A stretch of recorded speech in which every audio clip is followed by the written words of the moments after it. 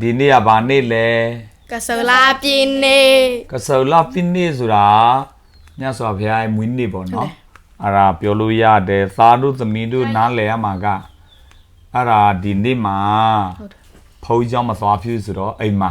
သားတို့သမီးတို့ဘုဒ္ဓနည်းနည်းရအောင်အဖေကမေးခြင်းတယ်နော်အဖေကမေးအောင်ပေါ့ဟုတ်တယ်အဖေမေးမယ်သားတို့သမီးတို့ကဖြေရမယ်အဖေကစာအုပ်နဲ့မေးမယ်ဒါတို့ကတော့အလူဖြေရမှာပေါ့အဲ့လိုပေါ့ဟုတ်တယ်လေတရားလားတရားမြတ်တလို့လာရတာအဖေကစာအုပ်နဲ့ဒါတို့ကဒီတိုင်းပဲအဲ့ဒါဆိုရင်အဖေကဘလို့လဲမေးတဲ့လူတော့စာအုပ်ထဲမှာမေးမှာပေါ့သားတို့ကလည်းဒီစာအုပ်တွေဘယ်စာအုပ်တွေဖတ်ဖြစ်လဲဘုဒ္ဓဘယ်လောက်ရှိလဲအဲ့ဒါမေးမလို့ပဲလေမိခွန်းတရားတစ်ခုပဲဟုတ်ကဲ့ပထမဆုံးမိခွန်းကဘာသာတရားကိုလက်နက်ကျင့်သုံးခြင်းမှန်ကန်သောရည်ဆဲကပါလဲအခုသားတို့သမီးတို့ကဗုဒ္ဓဘာသာဖြစ်တယ်အဲ့ဒီဗုဒ္ဓဘာသာကိုလက်နက်ကျင့်သုံးခြင်းမှန်ကန်သောရည်ဆဲကပါလဲအဲ့ဒါဘယ်လိုဖြေမလဲအမကြီးရင်ဖြေမလားအမကြီးဖြေကြည့်နောက်တစ်ခေါက်ကြည့်မေးဘာသာတရားကိုလက်နက်ကျင့်သုံးခြင်းဤမှန်ကန်သောရည်ဆဲကပါလဲသမီးပါရည်ချစ်စီလဲပေါ့ဘာသာတရားလက်နက်ကျင့်သုံးတာမသိတာကိုသိဖို့ဟုတ်ပြီပြီးလို့ဆိုရင်အသိပညာတွေတိုးပွားလာဖို့โอเคမသိသေးတာကိုသိအောင်เนาะစာအုပ်တွေလိုက်ဖားမယ်ဟိုကိုယ့်ရဲ့မြတ်စွာဘုရားကဘလူးဖွားမီလဲဘလူးတရားရလဲအဲ့လိုသဘောလေးမသိသေးတာကိုသိဖို့เนาะနောက်ကြတော့မရသေးတဲ့ဒီအသိဉာဏ်လေးတွေပေါ့เนาะခန္ဓာ၅ပါးမှာရှိတယ်ခန္ဓာ၅ပါးကယုံနေတံပဲအဲ့ဒါကိုသိဖို့လေလိလာမယ်เนาะအဲ့ဒါဘာသာတရားရဲ့ဟိုပါပေါ့မှန်ကန်တဲ့ရည်ချက်အဲ့ဒါပဲเนาะဒါနဲ့မရသေးတဲ့အသိဉာဏ်မျိုးကိုရဖို့ဖြစ်တယ်เนาะအဲ့ဒါသမီးဖြစ်တာလည်းမှန်တယ်ဒါမဲ့နည်းနည်းလူသေးတယ်เนาะကဲနံပါတ်2မိခွန်းကစိတ်ပစ္စည်းမှုဒဏ်ကြောင့်ဖြစ်ပေါ်လာတဲ့အကျိုးဆက်များလာစီဖြေကြည့်ရင်စိတ်ပစ္စည်းမှုဖြစ်လာရင်ဗျာစိတ်ညစ်တယ်ဗျာလူတရားကလေးတရားเนาะဟိုစိတ်ပစ္စည်းမှုဖြစ်လာရင်သူကဘာတွေအကျိုးဆက်ဖြစ်လာနိုင်လဲတချို့တော့ဖြေကြည့်ငိုတယ်ဟုတ်ပြီနောက်တစ်မျိုးကသက်သေးတယ်ဘယ်လိုသက်သေးလဲတေချောကျန်းတယ်ကိုစိတ်ပစ္စည်းမှုဖြစ်လာရင်ကိုသက်သေးနိုင်တယ်စိတ်မထိန်နိုင်စိတ်မထိန်နိုင်လမ်းမှာရောက်တယ်ပောက်ကွဲတယ်ဟုတ်ပြီ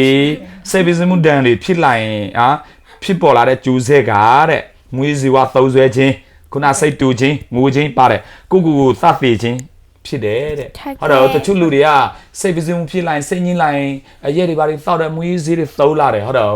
အဲ့ဒီအကျိုးဆက်တွေဖြစ်လာတယ်ဘာဖြစ်ဆိုဓမ္မလမ်းကြောင်းကိုသူတို့မသိလို့နော်စိတ်ပစ္စည်းမှုဖြစ်လာရင်ဓမ္မနဲ့ဘလို့ထိရမလဲသူတို့မသိတော့အဲ့ဒီမွေးစေးဝါသုံးဆွဲလာတယ်နောက်ကျတော့စိတ်တူတယ်ကိုသတ်သေးတယ်အဲ့ဒီကျိုးဆက်တွေဖြစ်ပေါ်လာနိုင်တယ်နော်သားတို့သမီးတို့စိတ်ပစ္စည်းမှုတွေဖြစ်လာရင်ဓမ္မလမ်းကြောင်းနဲ့သွားပါတရားထိုင်ပါစာဖတ်ပါနော်နောက်ကျတော့သောမီကုန်း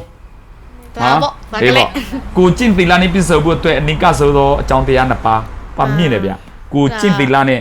သားတို့သမီးတို့စံတန်မှာကိုကျင့်သီလပြည့်စုံဖို့အတွက်အနိကဆိုသားတို့မှာအနိကဆိုရှိတဲ့တရားနှစ်ပါးရှိတယ်နှစ်ပါးပါပြောတယ်ကွာအကြောင်းတရားနှစ်ပါးရှိတယ်ကိုကျင့်သီလပြည့်စုံဖို့အတွက်အနိကဆိုဖြစ်သောအကြောင်းတရားနှစ်ပါးပါပြောချင်းအဆက်အကြောက်ရှိရမယ်ဗလဲအကုသို့လုပ်ရင်ကွာအဆက်အကြောက်တွေရှိရမယ်အေးပြောအကုသို့လုပ်ရင်အဆက်တရားရှိရမယ်အဆက်တရားရှိရမယ်ပါဠိလိုသိလားအဆက်တရားက Hiri အေးလေအဆက်တရားကတလုံးပြောလေ Hiri အကြောက်တာ Ottappa โอเคသားတော်တယ်ကိုကျင့်သီလပြည့်စုံဖို့အတွက်နေကဆိုဖြစ်သောအကြောင်းတရားနှစ်ပါးက Hiri နဲ့ Ottappa ဒီ Hiri Ottappa မှာလောကပါဠိတရားနှစ်ပါးလဲဟုတ်တယ်နော်သားတို့ဖြည့်ပြီးတခါအဲ့ဒါသားတို့သမီးတို့သိရမှာကကိုကျင့်သီလပြည့်စုံဖို့အတွက်ကအနည်းကဆုံးကြောင်းတရားနှစ်ပါးကဟိရိနဲ့Ottappaကိုကအပယ်ငရဲမကြအောင်ဟုတ်တယ်တရိစ္ဆာန်မဖြစ်အောင်ဒီအကုသို့မလုပ်ရတဲ့Ottappaကြောက်တရားရှိရမှာပေါ့ဟုတ်တော့ဒီအကြောက်တရားရှိမှသာသားတို့သမီးတို့ကိုကျင့်သီလအကျင့်စာရိတ္တကောင်းမယ်နော်အဲ့ဒါကြောင့်အစဲအကြောက်ရှိပါဟိရိOttappaတရားနှစ်ပါးရှိပါကဲသားတို့သမီးတို့သုံးရဘယ်သူအတော်ဆုံးဖြစ်တယ်လဲအေးသားနည်းနည်းဟိုပါပေါ့အစစ်အကြောက်ဟိုပါပေါ့အေးမလဲဘူးအစစ်ကြီးတယ်ဒါတရားတစ်မျိုးစီတော်ကြတာပဲလीနော်အဖေကစာအုပ်မေးတယ်ဆိုတော့သားတို့သမီးတို့ကဖြေနိုင်တယ်အဲဒီနေ့အတွက်ကကစုံလပ်ပြီးနေမြတ်စွာဘုရားကိုပူဇော်တဲ့အနေနဲ့သားတို့သိပြီနော်အဲ့ဒါပြန်ပြီးတော့ကျင့်ကြံရမှာပေါ့နော်သားတို့သမီးတို့မြတ်စွာဘုရားပူဇော်တယ်ရေပန်းကားနဲ့ပူဇော်တာတဲ့ကို ကိုကျင့်သီလပြည့်စုံအောင်ကြိုးစားပါမြတ်စွာဘုရားဟောထားတဲ့တရားအတိုင်းကျင့်ကြံလိုက်နိုင်ရင်မြတ်စွာဘုရားကိုပူဇော်ရရောက်ပါတယ်ဗျာ ဟုတ်ကဲ့ပါ ကဲအားလုံးကိုကျေးဇူးတင်ပါတယ် ကျေးဇူးတင်ပါတယ် Bye bye